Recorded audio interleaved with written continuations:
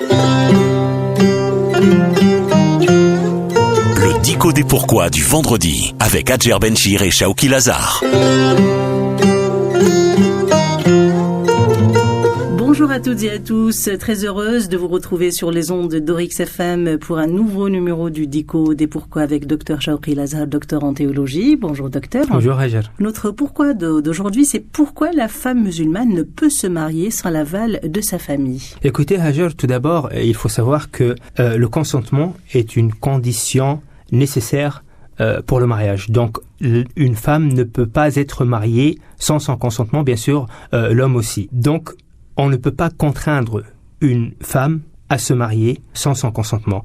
Le prophète sallallahu alayhi wa sallam a dit à cet égard « La tunkahu al-bikru hatta tusta'dhan » wa la tunkahu al-thayyibu hatta tusta'mar. Al-thayyib, c'est-à-dire ? C'est-à-dire celle qui a été déjà mariée. Donc la femme qui est la veuve ou la femme divorcée, la femme divorcée, on ne peut pas la marier avant de lui demander son ordre. Et celle qui n'a pas été mariée, eh bien on n'a pas le droit de la marier sans lui demander son consentement. Maintenant, l'aval de la famille n'est pas une condition. Du papa, du moins. Voilà. Ici, il s'agit, il y a débat entre les savants. Pour la plupart des savants, il faut la présence du père ou son substitut, c'est-à-dire la présence d'un proche. Le prophète sallallahu alayhi wa sallam a dit à cet égard la nikaha illa biwali, pas de mariage sans le proche. Et comment définir al-wali ? Al-wali, c'est le père ou tout homme qui est le plus proche de cette femme. Donc ça peut être le père, ça peut être le frère, ça peut être un oncle, etc.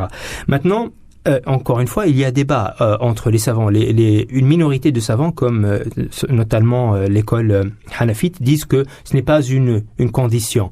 La majorité disent que c'est une condition, mais il faut bien comprendre cette prescription-là. C'est-à-dire que le père, il n'est pas là pour marier sa fille, c'est-à-dire pour lui choisir un mari ou pour lui l'ordonner de se marier. Il est là pour garantir les intérêts de sa fille. C'est-à-dire qu'il est là pour orienter sa fille et pour faire en sorte que le mariage se passe comme il se doit, que la fille, encore une fois, il y a une règle en islam qui est centrale dans le mariage, c'est le kafa'a, c'est que la femme, elle ne peut pas être mariée, elle ne peut pas se marier avec quelqu'un qui est inférieur à elle. Quand vous dites inférieur, c'est-à-dire ? Inférieur, en tout cas, sur le plan de la religiosité. Maintenant, il y a débat entre les savants sur les autres dimensions, c'est-à-dire la richesse, ou le statut social, ou la beauté, ou l'éducation, l'intelligence, etc. Pour revenir à la religiosité, ça veut dire que quand la femme est pieuse, elle ne peut pas épouser un homme, par exemple, qui ne prie pas ? Tout à fait. Donc cela fait partie des droits que la femme elle a.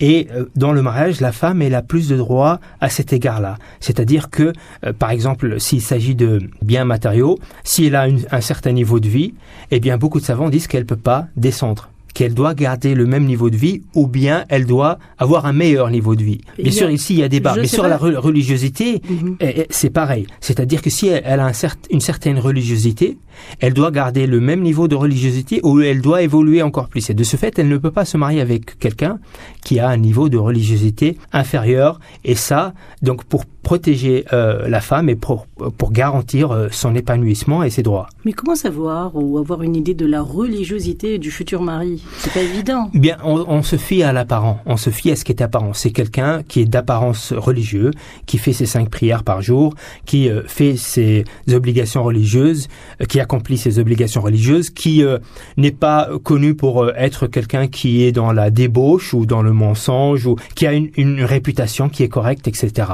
Donc, d'apparence, on ne peut se fier qu'à ce qu'on voit. Maintenant, donc encore une fois, le père n'a pas le droit d'empêcher sa fille de se marier ou n'a pas le droit de la contraindre à se marier avec quelqu'un qui lui a choisi. Donc c'est pas son rôle. Il sort de son rôle lorsqu'il commence à dire non, tu ne te maries pas avec un tel de manière abusive, de manière arbitraire. Ou il sort de son rôle lorsqu'il veut la marier contre son gré. Et de ce fait, s'il sort de son rôle, il n'y a pas de divergence entre les savants, qu'il sera destitué de son rôle. Il sera plus autorisé de jouer ce rôle-là et la fille peut effectivement s'orienter vers quelqu'un d'autre afin de se marier. Le prophète sallallahu alayhi wa sallam nous dit si quelqu'un si quelqu'un vient demander une femme et que vous êtes satisfait de sa religiosité et de sa morale, eh bien mariez-le. Sinon, il y aura une grande turpitude sur terre. Dans ce cas-là, on peut le marier même s'il n'est pas son égal sur le plan financier. Ça, c'est effectivement selon la majorité des savants. Encore une fois, selon la majorité des savants, l'égalité doit être sur le plan religieux. Après sur dans les autres dimensions, bien sûr, elles sont à prendre en considération. Car encore une fois, une des finalités des prescriptions du mariage, c'est la pérennité, la durabilité du mariage. Et si la situation financière de l'homme ou sa situation, son éducation, par exemple, qui est beaucoup plus inférieure à celle de la femme ou son statut social, si tout cela peut poser problème et peut affecter la pérennité du mariage, c'est des choses qui devront être effectivement prises en considération. Les hommes répètent souvent « Tazawwaju fuqara yughnikumullah ». C'est vrai, c'est le Coran qui nous l'apprend. « In yakunu fuqara yughnihimullahu min fadlih ». Le Coran nous dit donc mariez les jeunes d'entre vous et s'ils sont pauvres, Dieu les enrichira de ses bienfaits. Bien sûr, encore une fois, c'est à prendre en considération si ça peut poser problème. Si, bien sûr, la femme n'a aucun problème avec cela. Mais ça n'a pas posé problème dans le couple du prophète, Mohammed sallallahu alayhi wa sallam. Tout à fait, c'est notre exemple. Il était marié à une femme d'affaires très riche et tout à était fauché. Tout à fait, mais le contexte est toutefois à prendre en considération, car les situations peuvent être différentes. Peut-être que dans une coutume particulière, ce n'est quelque chose, la femme, elle a du mal à assumer cela, c'est quelque chose qui peut poser problème. Par exemple, ça peut être aussi sur le plan intellectuel, sur le plan de l'éducation. Si la femme est beaucoup plus éduquée que l'homme et que ça peut poser problème, par exemple, dans leur couple plus tard, c'est quelque chose à prendre en considération, le but ultime étant la durabilité de ce mariage. Docteur Shawqi Lazhar, docteur en théologie, merci, un grand merci à Sarah Karaki pour sa complicité technique. Le Dico des pourquoi du vendredi. Adjer Benchir vous dit pourquoi dans le Dico des pourquoi avec Shawqi Lazhar tous les vendredis à 6h05 et 12h25 sur Oryx FM.